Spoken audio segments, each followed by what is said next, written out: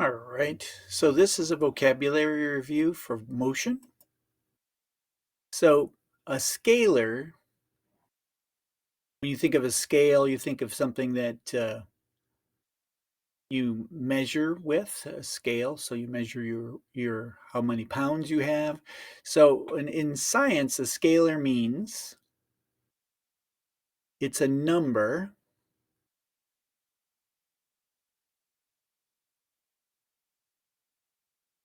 and it's how big. So that's what magnitude is, how big.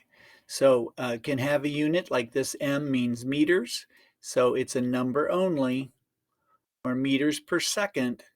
It's like a speed. Okay.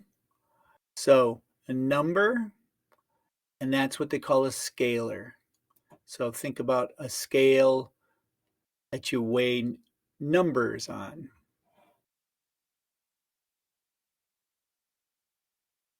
Now the distance is the total pathway. All right. It's never zero. Right. So you're walking on this path, right? And you've got your phone with you that tells you how many steps you took. And that will you. So here's the start. Sometimes they call it um, S initial and then S final. So that means you start with the beginning. So here's your beginning, and it's a total path. So this is the blue line.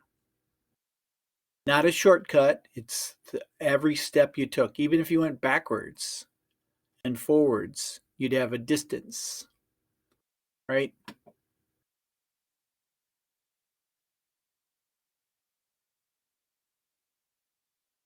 Now, a linear distance is the displacement, and that starts with it's the linear meaning line. So here we can make a line, the shortest path, the distance between the start and the finish,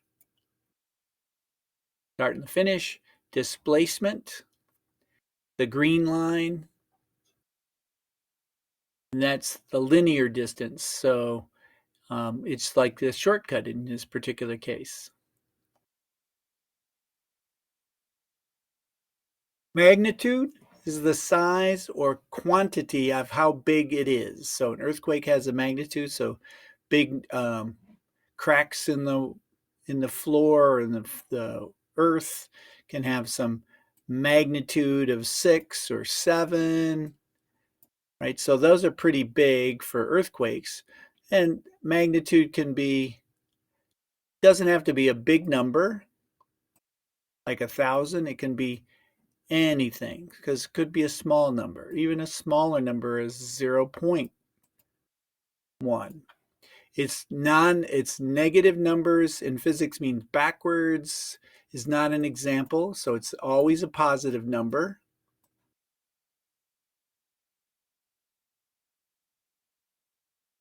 Okay, velocity is speed with a direction.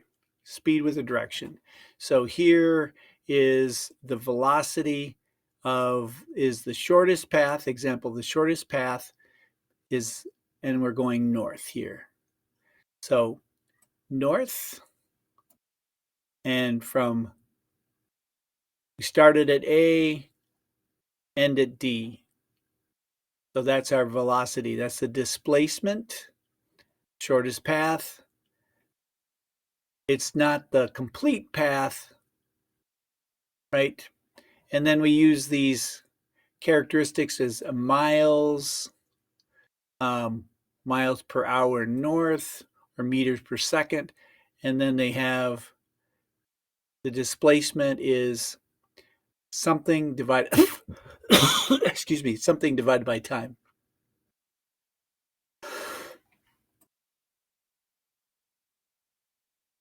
All right, position, the location of an object within a frame of reference. So if X marks the spot, your position, you can use these numbers like here is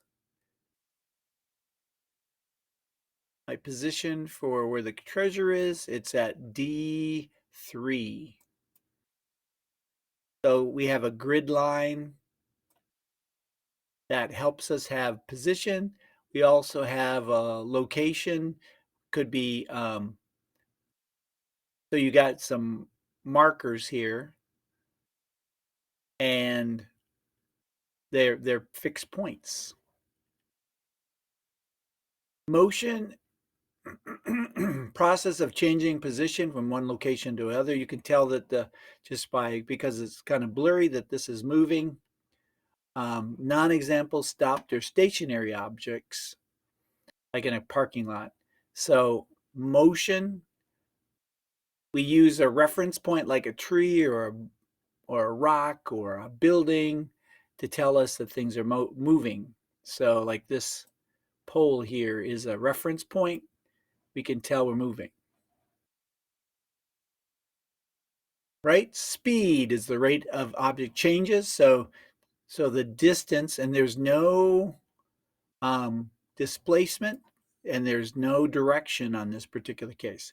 So we're going in this direction, and then we move here. It's the total path and how long it takes us to get there.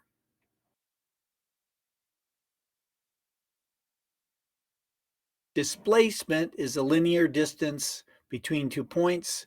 All right, so, and we use a direction. All right, so the distance between is the shortest path here to here. And then we can say looks like if this is where I ended, I'd use a compass direction, and it looks like this is upside down. That's funny. Should be the other way around. So this looks like it's southwest. Didn't realize that was upside down. Same with here. A vector is a quantity that's described by a number and a direction. 15 miles left, backward, 4 feet, non-examples, just numbers. Numbers are called scalars. So those are not vectors. So you have to have both.